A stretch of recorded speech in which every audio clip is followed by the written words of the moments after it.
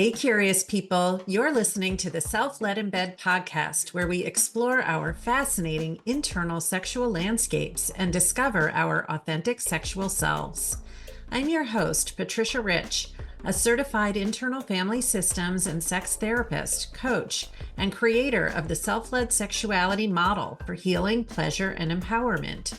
I've spent the last 30 years helping people to develop fulfilling relationships with themselves and others. If you're ready for some warm, smart, and juicy conversations, me and my parts invite you and your parts to get cozy and settle in.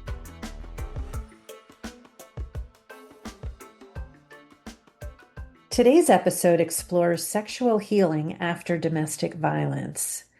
Reclaiming emotional and sexual intimacy after leaving such a difficult situation may seem impossible, but it can happen with patience and access to inner and outer resources, as today's guest tells us from lived experience. I am so grateful to Achara Tarfa, a trauma survivor, Level 3 Internal Family Systems Practitioner, and co-founder of the Global Trauma Institute.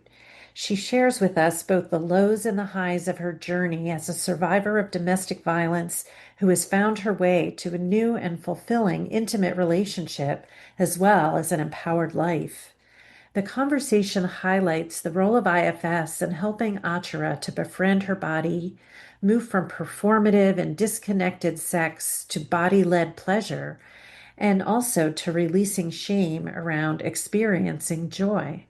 Achara acknowledges the luxury that access to support such as IFS therapy and a loving partner are, and offers guidance to listeners who may be somewhere along this healing journey. I want to say that I felt so many things during this conversation and encourage listeners to attend to your parts as you listen. Please be aware that this episode contains explicit descriptions of domestic violence, sexual abuse, and trauma, so listener discretion is advised. A little more about Achara. For over 30 years, she's worked across education, faith-based, and community spaces to make healing more culturally responsive and accessible to the global majority. She's also president of PATH, an international addiction recovery community, and co-host of Courageous Custody, a podcast exploring high-conflict custody battles through an IFS lens. I hope you will join us for this important conversation.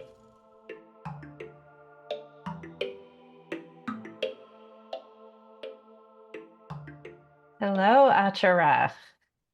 Hey, Patricia, how are you? I am well, and I'm really looking forward to this conversation. And I'm remembering when we first met, which was not so long ago, on a somatic IFS retreat. I was staffing and you were a participant, and I noticed you from across the room, and you had just a very powerful presence and Mm, lovely energy and said important things in the group. And just really, when I mentioned the potential of this podcast, you were right on it. And I really appreciated how enthusiastic you were, and also that you had a story to tell and that you were willing mm, and interested in doing so.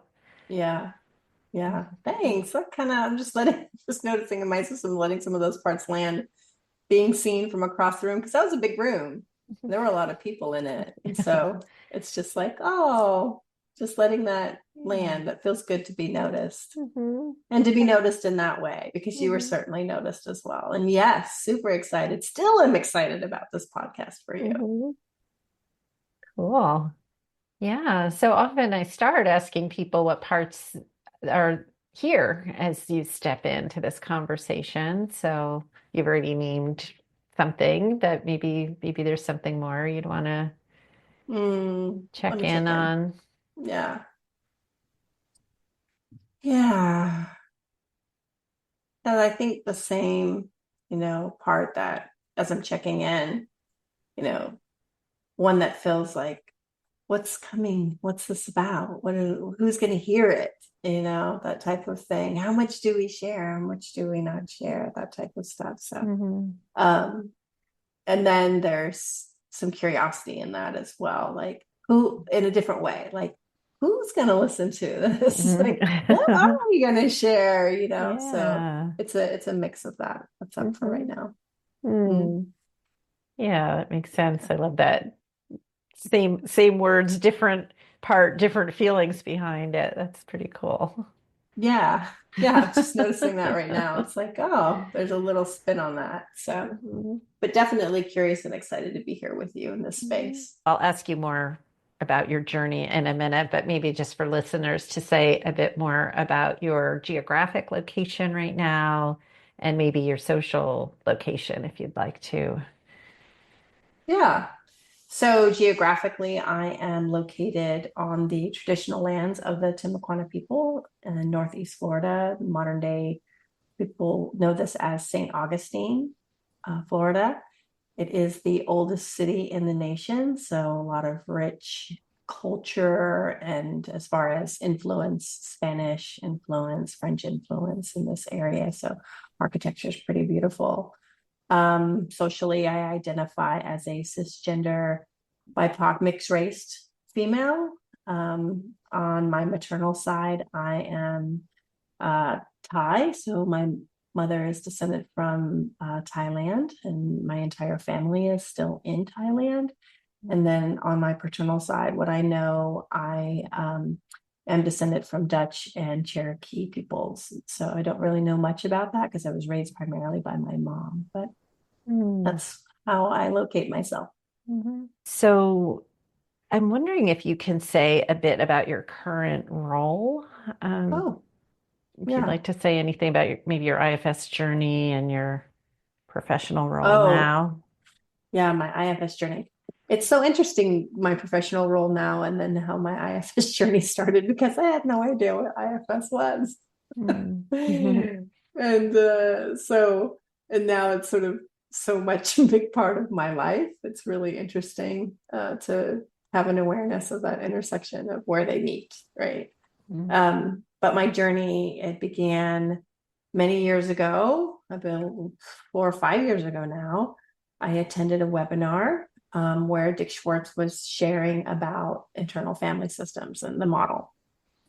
And at that time, he had taken us through the standard exercise, to where we can get to know a part of us. And he had us identify a part, find it anywhere in and around our body, focus on it, all those F's. And um, he guided us through that basic exercise. And in that time, I realized that I had a part that was really angry. And this is a part that often, blended. So it's blended with my life a lot and led my life a lot. So it was the first part I met.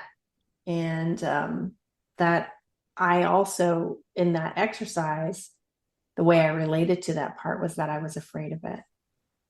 And so, really getting some space from my fear of my own anger and befriending the anger and, finding out that it's a part of me that was carrying this burden of anger. And then it was literally transformational. It changed my life, much like many of us that come into IFS. That's what happens to us, right? So, um, early in my work, when I was starting to work with trauma survivors and hearing about parts for the first time, I had never heard that before.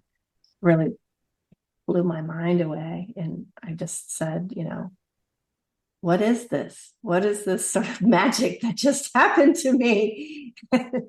And, when it wasn't just me, there were other people in the room and we all were sort of experiencing the same thing. So after that, I focused on, I was like, okay, I got to know more about this. And I ended up taking several different workshops. I was in a trauma certification program at the time that I completed, and I ended up going on to teach and stuff. And that's what I do now. I co-founded the Global Trauma Institute, where it's founded by trauma survivors for trauma survivors. And we work towards creating trauma informed spaces and help creating trauma informed practitioners to really bridge that gap between, that fills in sort of that gap of spaces that aren't so trauma informed that exist in the mental health care system. And so we work alongside therapists a lot of the time. I help train people and coach people on how to, be in space with someone who is considered a trauma survivor. And so I really get excited because back then, Dick coming in and sharing IFS with us, I now get to do that with the coaches and the practitioners and the therapists that come through the space that either can't get in a level 1 training yet, or they want to maybe go deeper with what they've already learned. And so I get to help expand that learning. And I teach a course there on trauma with my other colleagues. And then I also teach a course that deepens IFS skills. So it's been really cool because early on after that encounter with him, I got to be in spaces with him where it just so happened that I got to have demos with him, maybe 3 or 4 early on at the time. And then I went through level 1 with Anne, level 2 with Chris Burris, and then level with Ann Seco, and then Chris Burris, and then level 3 with Pam Krause. And then I met you at Somatic IFS. And then I'm doing Somatic IFS level 2 this fall. So I also did Chris's healing circles before my level 2.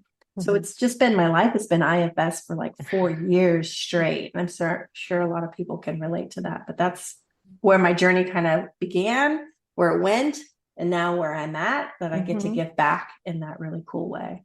Wow, it's really rich and really cool to hear how much you've been able to learn and take in. And what I would say is not such a long time, that how much you've taken in, and then that you have that mission of making it accessible. It sounds like to people who maybe wouldn't otherwise have access. Absolutely. Yeah, absolutely. Yeah. And my course specifically, the IFS informed course I do, is specifically geared towards BIPOC and BIPOC allies, marginalized allies. So, I really teach it from that decolonized lens and focusing on that and giving them space to feel safe and being able to learn more about the model, deepening their skills of the model in spaces where maybe they couldn't. From the majority of teaching that, the majority of teaching, and I'll just say this speaking from my lens of internal family systems, the majority has been white-bodied spaces. And so, there are parts of us that I'll say in the I statement that, I found myself even kind of holding back and couldn't, and then working with that. And then those don't feel like safe spaces to work with those parts. So I get to provide a space where we can do that. Yes, that's amazing that you are bringing it in that way and channeling it through yourself and um, offering those opportunities. And I want to segue a bit into our topic that we had discussed together. And we're going to be talking about how IFS helped you to reclaim intimacy after surviving a domestically abusive relationship. And I guess before getting into more of the story of that, I'm just wondering if you wanted to say anything about why you want to share this perspective. Yeah. A lot of what I do I find is to really give back, right? There's something for me that taps into that connectedness of self energy of, if I had this, or what did I need back then, sort of thing. And one of the reasons why I wanted to have this conversation with you is because so much that surrounds, domestic violence, is the pain, the hurt, and all of that. Yes. And uh, the fear of being in a relationship again. I work with a lot of women, and they often will blame themselves for, choosing the partner that abused them. And, we hear that shame in that. And the idea of finding intimacy after domestic violence can feel like a pipe dream. Like, it can feel literally like it's not even possible. That's not even something that I can think about or go to. That is impossible. And yes, while that may be difficult and very difficult, for many people and impossible for some, right? It is not impossible for everyone. And it wasn't for me.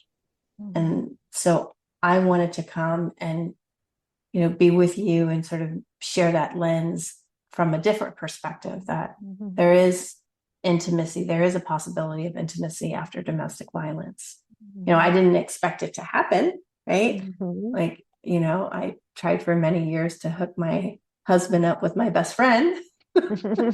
At least 1 year, Uh-huh. because Yeah. I didn't think that relationship again or marriage again or any of that was in the cards for me. So I get it, but I want people to know that healing is possible after trauma, and I want to offer that hope and a different perspective.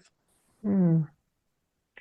That is so important and so valuable. And as you were we were talked previously a bit about this topic. And first off, I have to say that I feel like in my corner, at least of the IFS world and just the therapy world, it feels like there's almost cycles of talking about domestic violence and then not talking about it. It's front and center on a daily, if not every other day Mm, basis for me, mhm, because a lot of my clients are women who are coming out of narcissistic abuse recovery, are coming out of domestic violence marriages.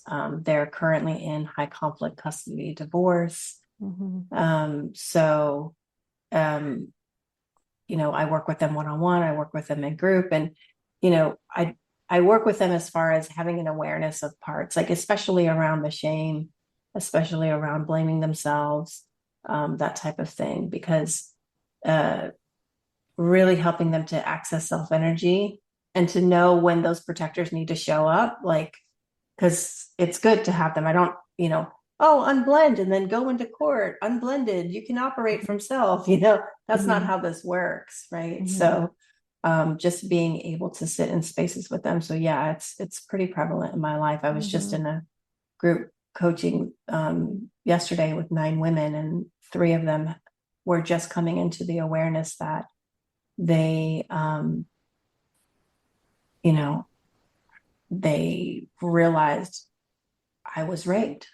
mhm, That's what happened to me, and this is the first time I'm actually saying that in this space. Like, and then the women were then talking about their own sexual assault and and violent and in mhm, violent ways. mhm, So yeah, so it's pretty prevalent in my world. mhm, mhm. Yeah.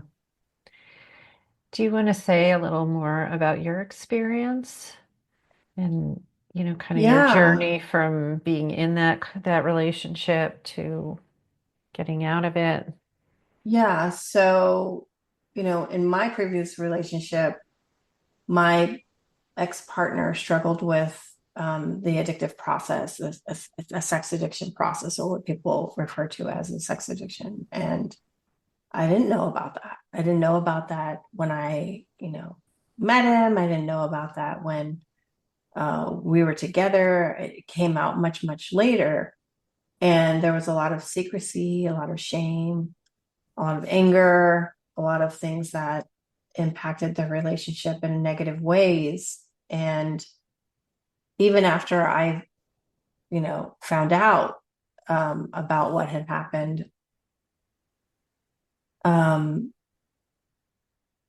there would be this reaction to, in our relationship. So let's say he indulged in whatever it was that he was doing, and he would come back from doing that. And this, at this, it got so extreme, but sometimes he would just disappear for days, right? Mm, So but he would come back, and if I got, curious, if I was asking questions or I did know what he had done, or whatever it was, there would be an attack on me physically. There would be an attack on me verbally. There would be psychological abuse occur, and then I would, if I had any sort of agency in those conversations, or those arguments is what they were, then I likely, found myself on the floor with my face on the floor with my arm twisted behind me. Um, I've found myself being flipped over furniture. I found myself being bruised, just all kinds of ways. So those conflicts would escalate very quickly, very, very fast. And I found that I had parts of me that were deeply loyal. And I didn't know this at the time, right? This is hindsight looking back, but I do, and I still do, have parts of me that are very, very loyal and always believe the best in people. And so I was hoping that if he could heal and things could change and so forth, then everything's going to be better. And so I was a very loyal person and also a very caring person. And so that pattern, created this space of where I just wouldn't leave. Um, and I stayed much longer than, I have a part of me that goes, oh, you stayed longer than you should have. But I stayed as long as I felt that I could. I had a child at the time, and it got to a point where a firearm went off, and I realized I could likely lose my life. And that's not something that I want to happen. So I had to figure out a way how to get out of it. And, for part of me that wants to go, people think that, why do you stay? Well, loyalty will keep you there.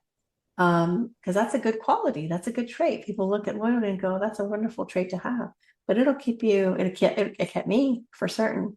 But I'm thinking, they think, oh, well, maybe that person wasn't educated. They didn't know. No, I have a college degree from a top university in the South. And, domestic violence doesn't care anything about socioeconomic status, race, color, religion, nothing. It just kind of can happen. And so for me, it took a lot of counseling once I chose to leave. Plus, there was also the component of I'm a faith-based person.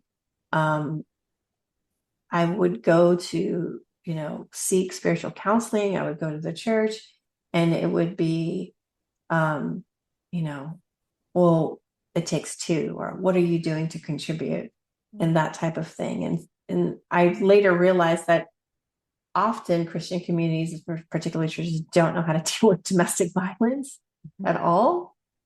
So they'll ask those, questions that reinforce shame about, what have you done? What are you doing to contribute? And I internalized that and blamed myself for a long time until I found, support. And actually, it did come from a Christian pastor, a woman. She was saying, if you're, all these things are, she's talking about relationships. And then she said, but if you're getting abused, get out now.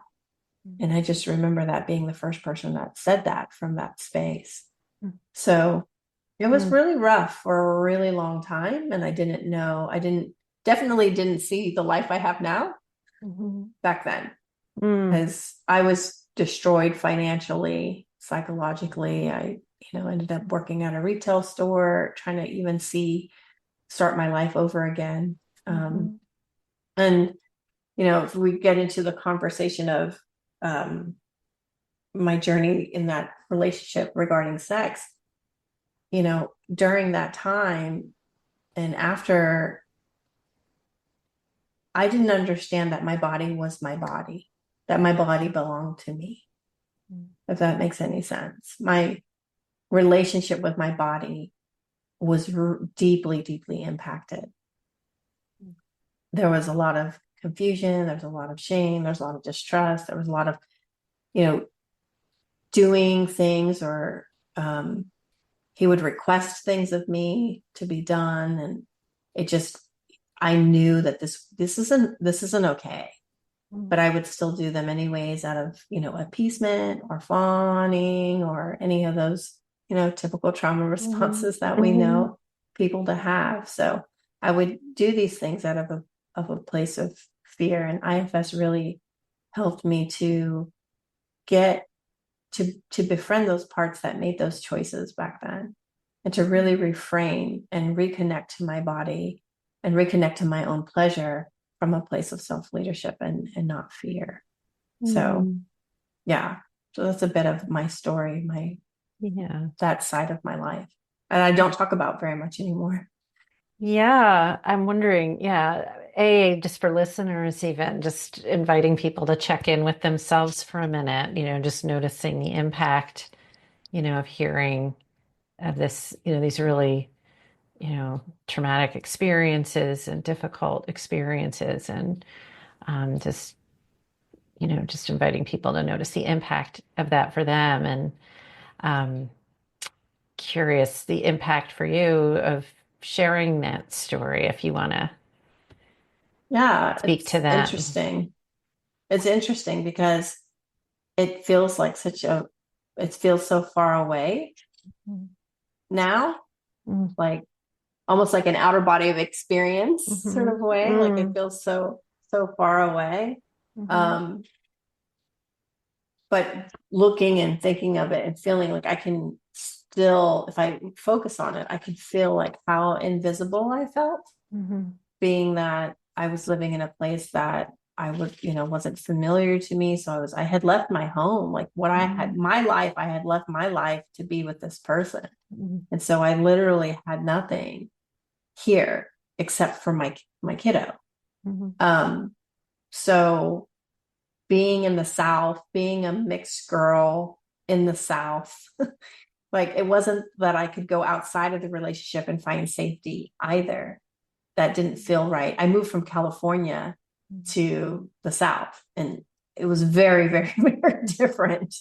So, I would still encounter misunderstanding. I would still encounter people, looking at me funny, like I didn't have safety within my own four walls, and I didn't have safety outside.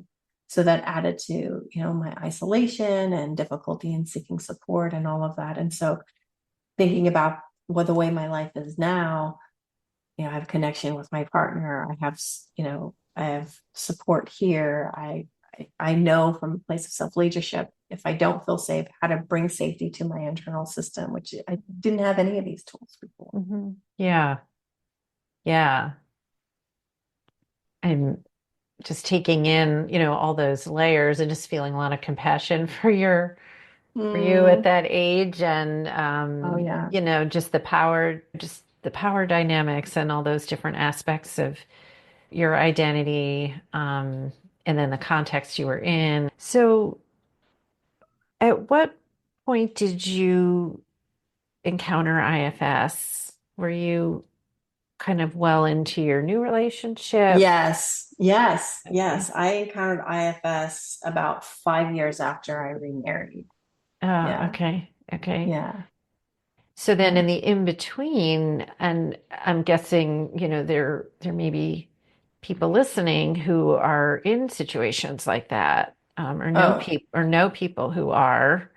And, mm, I'm just wondering in terms of the how, like that you mentioned, the pastor, who encouraged you. Is there anything you would want to offer there, like about if someone was in that situation still, or yeah. The first thing I tell people that are in that situation, whether it's current or post, is that it's not your fault. It's not their fault. And I'll speak to the women, so many women, um, we are quote unquote trained by society to be agreeable and you know copacetic. And if we're not in this framework, especially in the Christian communities that I was in, a wife is like XYZ, and they give you all these definitions of what a wife is look like. And um, if you're not, then you're bad, or it's your fault, or any of those things. And so the first thing I like to tell them all is it's not your fault. Absolutely. And I didn't have anyone saying that to me back then. You know, oh my God, I can't believe that happened to you. What are you going to do about it? Heard that one. Oh my God, what are you going to do about it? You shouldn't let him do that. Um, a lot of, but no one helping, no one saying, hey, we need to get you out of there. Do you need a place to stay? Mm, We don't just, they were just so, people around me were just so under resourced. They just did not know how to deal with it at all. mm, mm, And so it's not your fault and you're not alone mm, because so many think that it's their fault and they're alone. I mm, certainly did. mhm. Yeah. Mhm. And yeah, I appreciate what you were saying earlier about how anyone, it doesn't matter what your educational level is or your financial resources, that obviously there can be different issues around the resources you have to possibly be able to reestablish yourself. Um, Yes, but there can be so much shame, that, based on this or that, I never thought this could happen to me. absolutely. Mhm. And the biggest secret I kept from was my family, Mm, especially for my story. My family didn't want me to marry this person, mm, right? They didn't want me to marry this person. So, and I had such a dysfunctional relationship with my family. I was like, I'm not going to listen to you guys. So I was, my self-reliant parts really led the show. mhm, So when it came to the fact that I was being abused in that way, they certainly weren't going to be the people that I went and running to tell. So mhm, I didn't tell them either. So they were in the dark for really, they were like, my mother was more shocked at how long I had kept it a secret. Like it wasn't until the gun went off that they really knew mm, um, how serious it was. mm. And no, but not even my best friend. I kept it from everybody. Those, yeah, really strong, self-reliant protectors. And Absolutely. maybe some, yeah, lots of, I'm sure, other parts too. Mm-hmm. Yeah. Mm-hmm. Yeah. And then how did you meet your current spouse? Oh, that's a funny, interesting. That's fun. So I've known my spouse longer than I've known Longer than what? longer than I've known my ex. Mm, So I met my spouse, my current spouse, my husband. I met him in college mm, and back in the 90s. So mm, for any of the listeners, I'm aging myself. So, but yes, mm. back in Not the as 90s. not as much as I would be if I told you when I finished Told you when you college. were in college. Yeah. Yeah. So that's when we met. And then, we got life happened and we were just friends. So life happened. We lost touch with each other and then we reconnected post divorce. And yeah, we just reconnected as friends. It was really cool to have somebody who knew me before in my life. And I found myself connecting with a lot of people that sort of knew me before that time of my life. Mm, And he was someone I connected with. He had lived in New York at the time, and I went up to visit him. He had graduated college, and I went up to visit him. And, upon leaving from visiting, because I had never been to New York, I had to timeshare at that time. So I didn't have, my kid for that weekend. And I visit my husband and I spend a whole, weekend telling him about the next person that I'm going to be in a relationship with looks like this. And he just sat there, I remember at this Irish restaurant in the Bronx and he was just like, yeah, okay, gotcha. And then I went home and, I was like, I kind of miss him. And I sent him a message and I said, hey, I kind of miss you. And he goes, you miss New York? Never forget that text. I was like, no, I said, I miss you.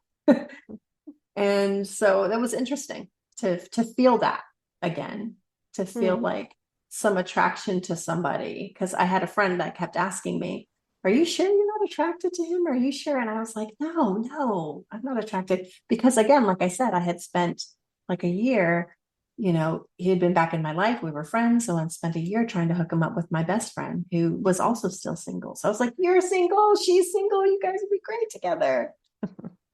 Yeah. And now here yeah. we are. We've been married 12 years now. Mm. What listeners aren't able to see is just the huge smile on your face when you tell this story. It's just shining. Oh, I love my Yeah. husband. He's the best. Mm, He's the reason why he and IFS, right? It's the reason why I am able to be with and in my body the way that I am able to be with and in my body now, to trust my body. Mm, When we first got together, before I had understood internal family systems, you know, I would, I was so traumatized that I brought a lot of that into my marriage. I mm, didn't know how to be intimate with him without, if we would have an argument, sex was a way that I would thought that, okay, well, let's make up, let's have sex, let's make up like that. mm, Right. And he would sometimes say no. I was like, mhm, what? What? mm, What is happening here? He's like, Achara, it's just an argument. We don't have to have sex every single time that we have a fight. That was so foreign to me because with my previous, really, that's all it ever was, and mhm, not in very nice ways, mhm, mm, So to have someone say, no, you don't need to do that, it was sort of this, wow, he has more respect for my body than I have for my own body. mm. Wow. Yeah. Mm, It was sort of like, you know, almost having like a quiver, right? Full of arrows. mhm, How do I defuse this problem or fix this problem? How are we okay again? mhm. Yeah. Okay, my go-to arrow was Mhm. sex. Right. Here's that. Right. He was like, no, no, no, no. Mm. So I'm like reaching back for a whole bunch of other quivers, Yeah. like, Yeah. So I don't know what well, to what else did you do. have in there? Yeah, I was like, Uh-huh. so try Yeah. talking, he didn't want to talk about it right then. So I used to have, I had a part that really wanted to, like, let's talk it out. Let's talk it out. Let's figure this out. And if he didn't want to, then I'd have a part that would cry and rock myself, I just, it was, intimacy was impacted in so many ways. Mhm. And working through that, and being with each other. And then now where we're at, even he's able, since we speak for our parts, using IFS has been transformational for us on an intimate level as well, because we're able to speak for our parts. I remember just the other day, I was like, we were talking about something, he had done something, I had done something, and I thought that we had agreed on something. He said that we hadn't come to an agreement. So we were coming from different perspectives, typical relationship sort of banter. And then I was like, I noticed I was getting frustrated and very blended with my frustration. And it was my sort of money business part. And I was like, I'm noticing I'm getting frustrated. And he just, without missing a beat, said, it's okay. You can be frustrated. We can keep talking. He would have never said that 3 or 4 years ago. Mm. So he has learned his parts and to get space from his parts so that he can hold capacity for me. And Mhm. that has really deepened intimacy. You want Mhm. someone like, for it is very attractive when my husband is able to hold space for me and to Mhm. just accept all of my parts the way that they are. Mhm. Yeah. Gosh, I want to underline that, that piece within a safe relationship. There's still, parts can get activated, and that your work with getting to know your parts helped you notice when that was happening and speak to it in the moment. And then, like, that in itself is huge. Even if someone's partner isn't able to hold that space, when we at least can hold the space for ourselves to notice, okay, this is what's happening in me. And I still have an anchor within myself. That's huge right there. Absolutely. But then when a partner is able to then hold their own space without becoming reactive or needing you to exile, some aspect Mm-hmm. of yourself, how attractive that is, right? I like to say, like, self energy is sexy. Yes. Yes. Self leadership is attractive. Self Yeah. energy is sexy. Yeah. Yeah. Yes, it is true. Right. Yeah, it's so true. Hmm. Yeah. Yeah. And then how then, I feel like there's always like, I feel like in my system, there's always like parts watching from around the corners. You know, it's like there's sort of the part that's on stage, maybe more centrally in an interaction. Then there's all these other parts that are always like watching what's going on, you know? And so then if they see, you know, something like, oh, you know, that one really expressed how she felt and like it went okay, it's like there's little murmurings. Oh, maybe we can do that too. Mm-hmm. You know, maybe we can say things that we actually feel. Yeah. You know, so it kind of ripples through. Yes. And Yes. And there's what's oh, that part was just spoken for. Oh, uh-huh. there's a Yeah. self here, you know? Yeah. Yeah. So you know, as the trust grows, then that I imagine, or I could, you know, speaking for myself, you know, different circumstances perhaps, but like you know, I start to feel more and more like, oh, I can really embody myself here. Like I can really be, you know, real and I can, Mm-hmm. therefore, I actually am present in a way where I could connect with my partner, right? Because I think sometimes, you know, it's easy to look at, you know, feeling disconnected or not having much intimacy and to sort of point the finger at the flaws in one's partner. Um, Sure.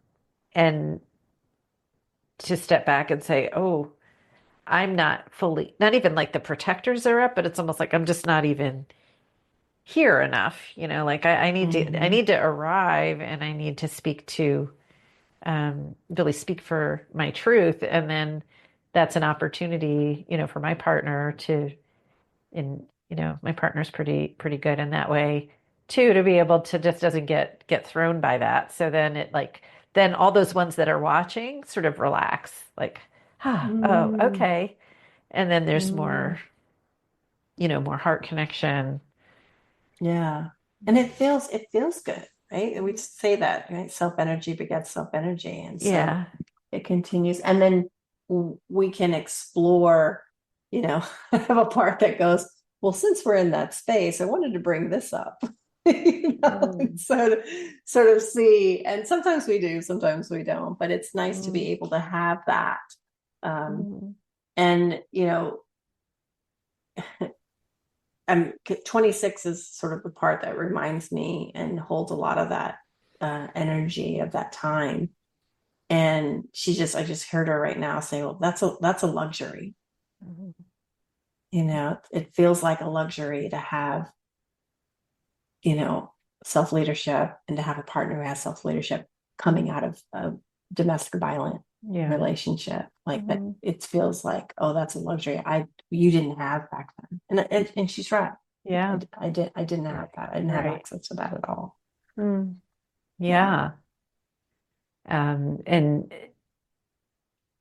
you know, yeah, my parts are hearing that too, and just thinking about people who don't have a partner or, Mm, you know, have not ever had experience with people who have that kind of access to their own resources, yeah. you know, Yeah. and how challenging that can be. Yeah. Hmm. Yeah. Yeah. And then a lot, and then gratitude just fills my system Hmm. that Hmm. that is possible. And that's what I wanted to, that's why I'm here to say that Hmm. it's possible. Right. I know it feels impossible, but I'm living proof that it can happen, you Hmm. know, and it can happen because of the work of internal family systems, like that, Hmm. the work I've done for me, it happened for me. Hmm. It's like, Hmm. In that it's, way. Yeah. mm-hmm. Yeah.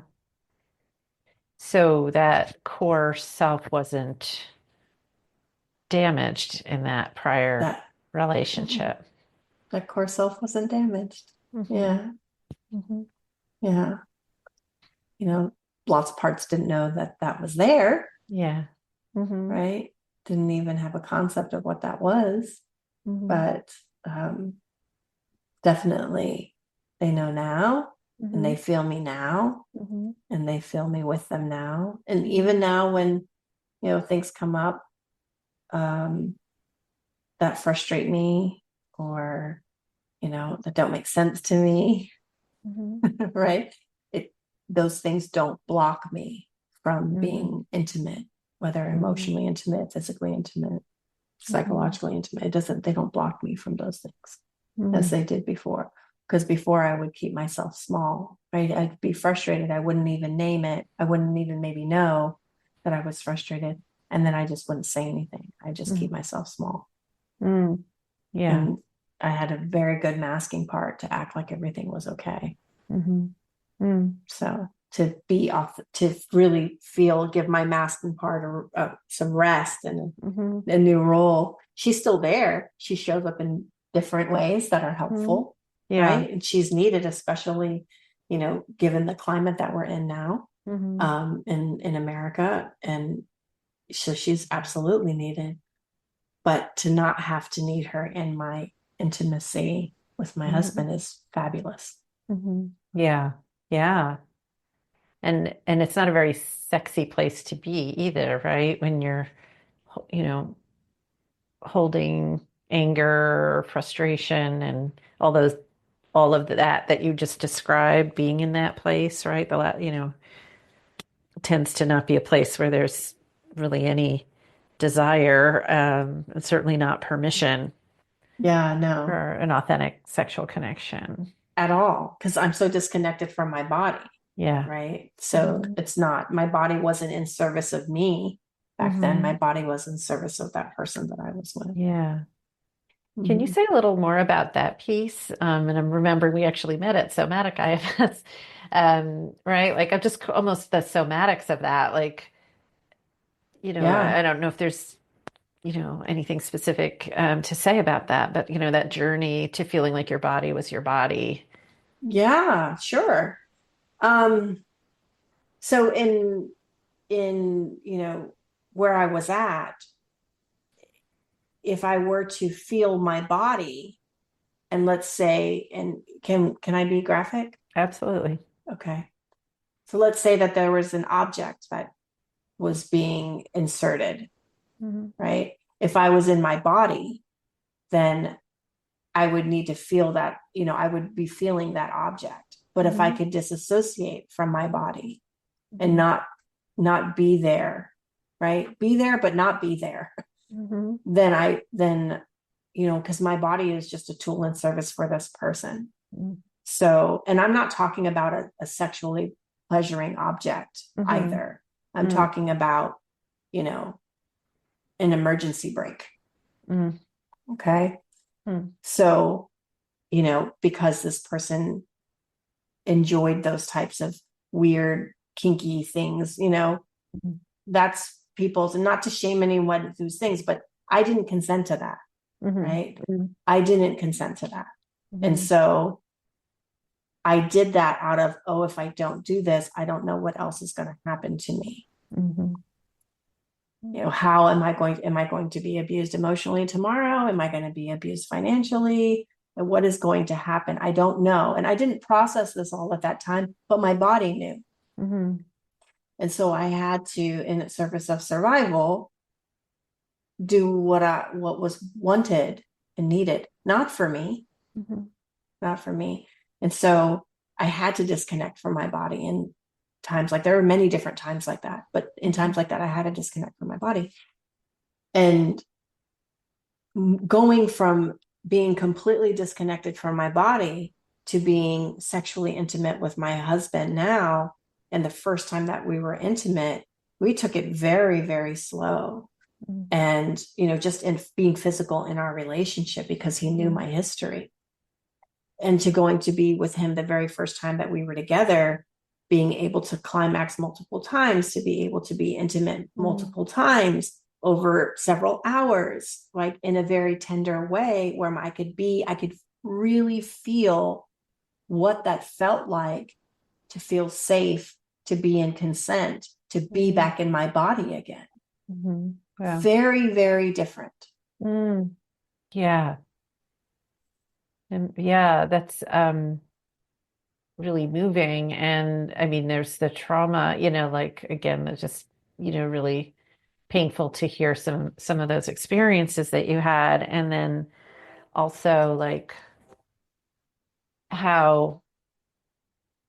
how your body was ready to trust, like your body, they say, our body keeps the score, but like, Mhm. Yes. also our body notices safety, right? Like it's like your Mhm. body somehow knew, and trusted, you know, your now husband, right? Yes.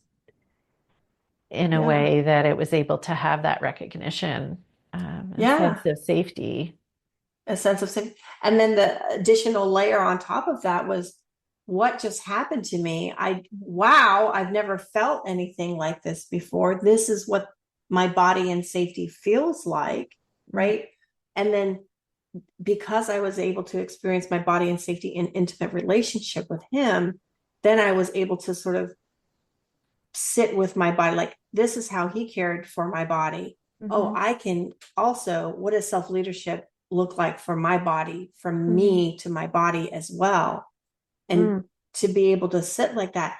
And what I found was, I, because it felt so amazing, there was a lot of shame that was attached to that. Like, I was embarrassed mm, when I started tapping into how my body felt, like how mhm, I felt about what happened. I was embarrassed. mm, And then I got to sit with that. mhm. And I got to, Embarrassed at the pleasure or embarrassed yes, at not having yes, had it, or yeah. embarrassed at the pleasure. Mm, yeah. Yeah, Hmm. yeah. And then get to sit with that and really be with those parts of me and be with my body Hmm. and then be in conversation with him about what was going on and what was happening. Because I would cover my face. I Mm. would, Oh, yeah, yeah. yeah. Yeah. Mm, yeah. I'm so happy for you that you were able to have that experience, you I'm know? having one too. Yeah. Yeah, it's like this this may sound kind of weird, but have you ever seen those dolls like where they're like two heads on the doll, like the doll with the dress on, and like there's like a different personality on each side. Oh, Like the dress yes. comes I haven't down and seen one it's of like those in a long a time. lady who looks a Yeah. certain way and with a long skirt on, and then you flip it over and then there's like Yes. another lady with a different colored like skirt. Hmm. Sometimes I feel that like when we've experienced sexuality in this one way and it's very top down, we're in our heads or we're not in our bodies or we're only in our body in like a certain way that's a little more, detached or Hmm. cerebral or something like that, or just by Hmm. the script maybe that we've known. Yeah. It sort of feels like the one side of the doll. And I feel like when we're in a safe enough situation where like it's like our genitals become like the other intelligence in the room. It's like it's like Yes. the head is like, everything is reversed and it's like, oh my gosh, this part of my body can lead. Like this part of my body can like has power and, story and like For sure. can be this, amazing, fountain and um and then how like to me something like about that like oof, like what's that sort of wildness that just happened there, Hmm. Yeah. And I don't know if I don't know that resonates for you, but I'm just kind of just thinking about that, when you haven't had that and then you have that, like how it's almost like getting turned inside out, or like it's almost Oh, it disorienting, resonates. like woo, woo. Yes. It's sort Yeah.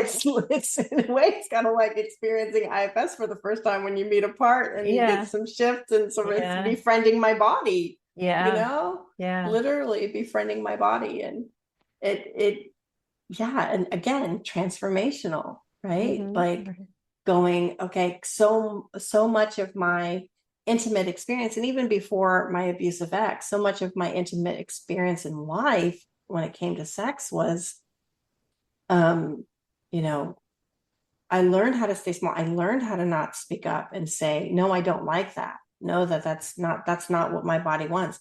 And now it's completely different, you know. I'm so very much in tune with my body now. I'm able to speak for it Mm-hmm. and, and say, and then my body actually speaks for itself often, Mm-hmm. Mm-hmm. my husband is able to notice, oh, okay, that works. Oh, that doesn't work, that Yeah. type of Yeah. thing. And to just Yeah. be able to be free to not put, sex was so performative Mm-hmm. before. I Mm-hmm. mean, for goodness sake, Patricia, I'll say this on the podcast. You know, people go down to Mardi Gras Mm-hmm. at in New Orleans and they get beads and stuff, right? Sex was so performative for me back then, Mm-hmm. like before, that I didn't get beads from like, raising my t-shirt or anything like Mm-hmm. that. I got beads because I would get in a crowd of people and I would fake an orgasm. And I was loaded with beads. That's how performative it was for me Ah. in my life. Mm-hmm. I can remember that. Wow. And to go Yeah. now to where I'm at now, because I'm able to be with my parts, because I'm able to be with my body. It's Mm-hmm. it's it's night and day. Mm. Wow. Yeah.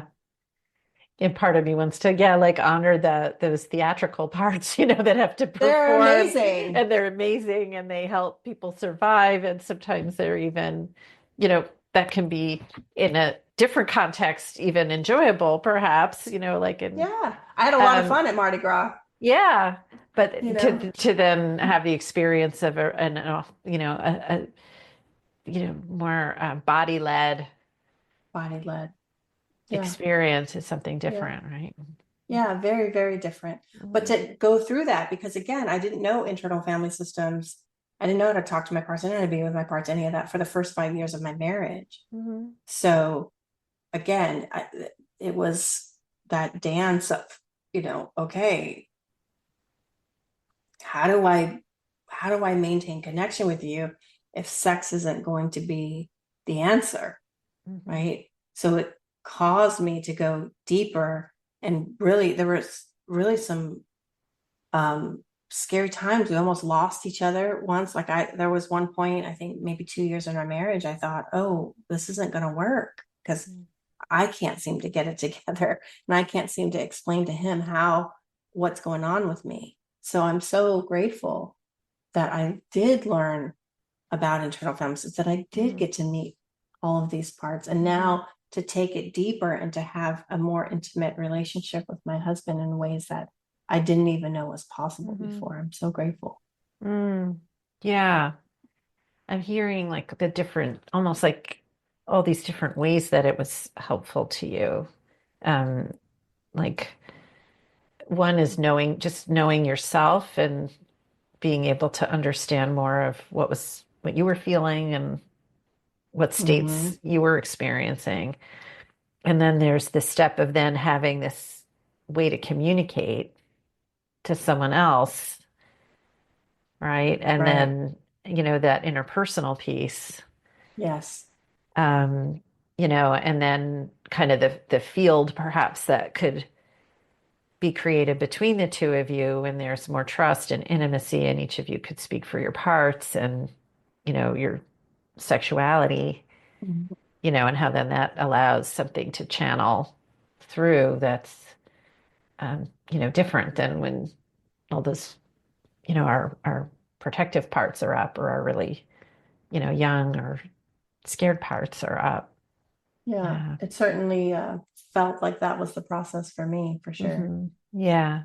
Yeah. I'm wondering if there's, anything else that you would maybe want to say to someone who is wanting to reclaim their sense of sexual wholeness, perhaps coming out Mm. of an abusive relationship or a difficult, maybe even a, difficult divorce or something like that. I feel like people can get almost overwhelmed Mm. with the descriptions of something beautiful because they're like, Mm. I feel so far away from that, Yeah. Yeah. Yeah. and, I sometimes just like to remind people that just start where you are, Mm-hmm. Mm-hmm. just be in this moment, noticing if there's some curiosity or some just something percolating, even a part that might feel scared or, conflicted. And Sure. that those things themselves are the points of inquiry. It's like this kind of the way things can open up is almost like that's the byproduct. Like that's not the method, So true.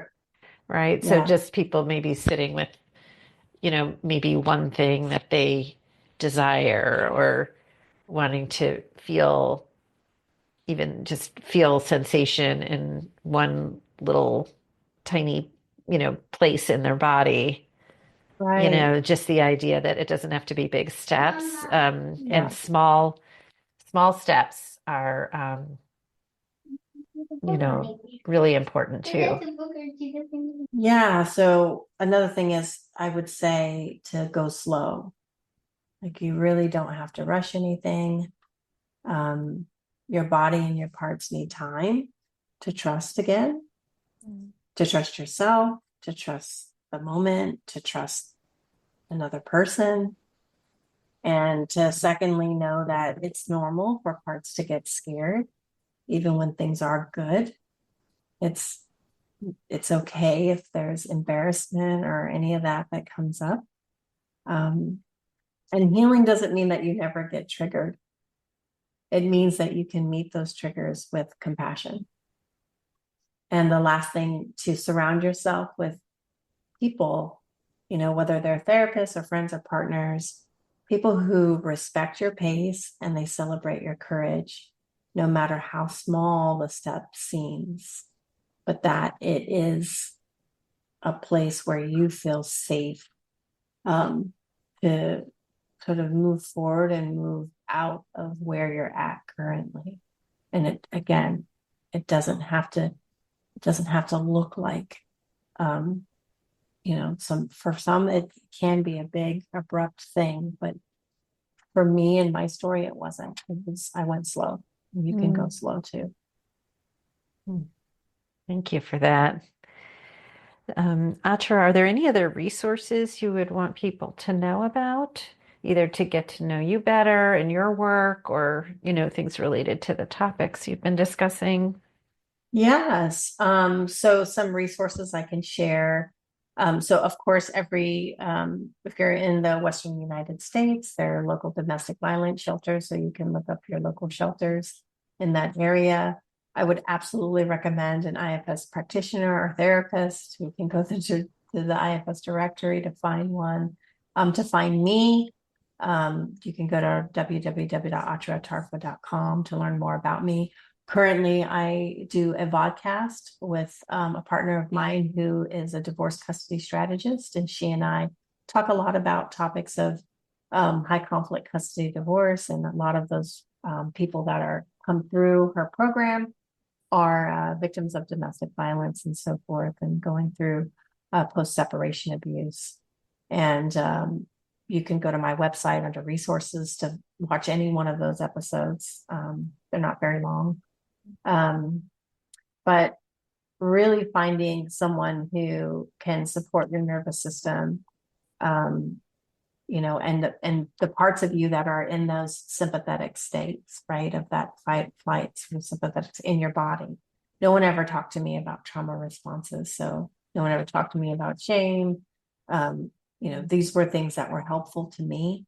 And so if your listeners can find spaces where they can learn a little bit about that and find out, oh, these are the ways my body is protecting me. It's not something that it's not my fault. It's really taking them out of self-blame. Certainly no one talked about internal family systems. Yes. So people can check my website out for that.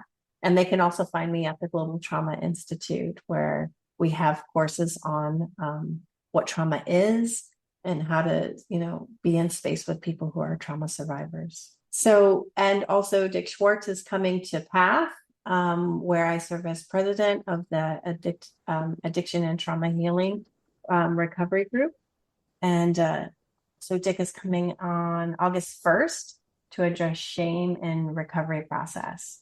So that's something as well that people can find me as a Yeah. resource. And what is PATH? PATH is it's an online global support community that's IFS informed.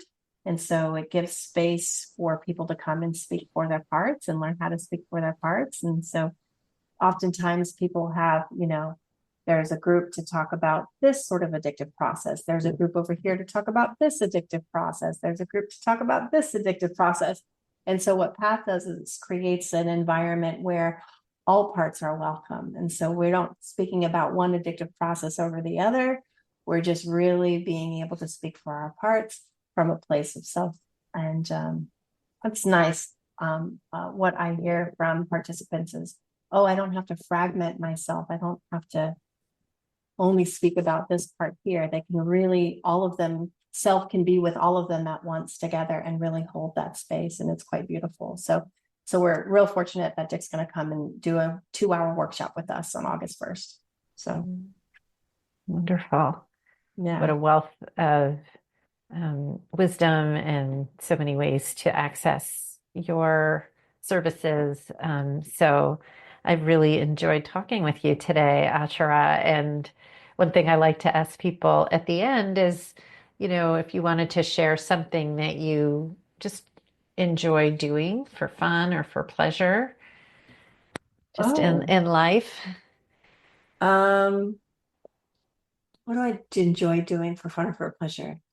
You know, I really have to say, working at the Global Trauma Institute, I was just telling my colleagues today, like to not have workplace trauma and to like have some place where I go every day and it's fun. Like that, I really enjoy work. I really enjoy what I do. It is a lot of fun, especially when you see someone kind of go from where they are to where they were to where they are now. I really enjoy my one-to-one clients and the clients that I work with in group. But outside of work, which is a lot of fun and I enjoy doing, Yeah. I right now the biggest thing is Pokemon Go with my daughter. We get to go outside and catch Pokemon. Uh-huh. That's a big deal. Big Uh-huh. deal. I'm winning cool mom points for that. My mom heart is very happy.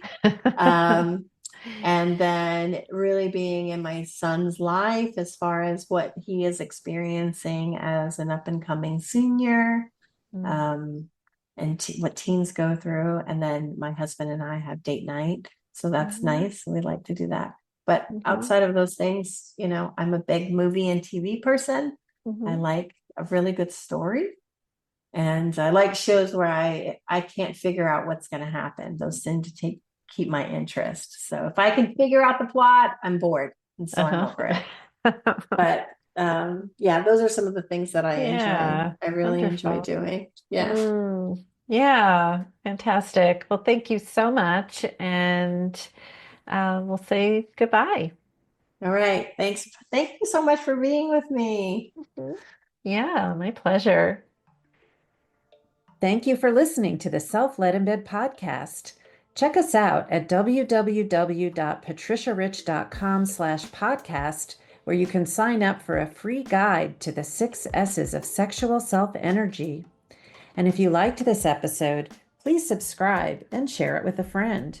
Until next time.